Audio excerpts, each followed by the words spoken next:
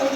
তারা এত চুক্তি অর্থ এবং ক্ষমতার পর এমনকি বাধা করে আমাদের বলছেন যে পারিবারিক অসচেতনতাই মানব শক্তির প্রধান কারণ।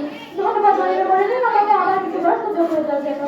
ঈশ্বর প্রাণী একটি ভক্তি করেছিলেন আমার সন্তান ছিল থাকে নিরবাদে, অর্থাৎ প্রত্যেক পিতামাতাই চায় যেন তার সন্তান মানুষের মতো মানুষ হয়। তাহলে এখানে পরিবারের অসচেতনতা কোথায় প্রতিপক্ষ?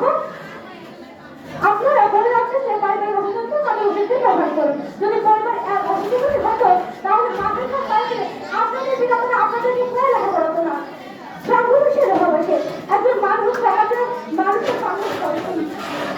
সংঘর্ষে আসছে তাকে সঙ্গে নির্বাচন করতেই হয়। সেক্ষেত্রে একজন মানব সঙ্গে তাকে মাদকের নিষিদ্ধ চলাগুলিতে নিয়ে যেতে যথেষ্ট।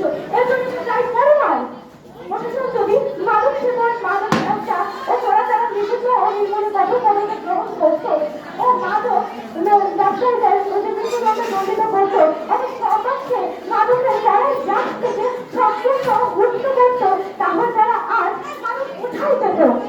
আশা করি উত্তর দিয়ে যাবে। মুক্তির প্রশাসনের কর্মকর্তা তাদের বিবেক বুদ্ধি ও সততার জলাঞ্জলি দিয়ে মাদক ব্যবসায়ী ও চোরাচালানকারীদের কাছ থেকে মোটা অঙ্কের ঘুষ নিয়ে মাদক নিয়ন্ত্রণে উদাসীন পন্থা অবলম্বন করছেন। তাই একজন সৎ নিষ্ঠাবান প্রশাসনিক কর্মকর্তাই পারে তার দূরদর্শিতা, সাহস ও সততা দিয়ে সমাজ থেকে মাদক নির্মূল করে আইন শাসন প্রতিষ্ঠা করতে। তাই সকলকে অভিনন্দন।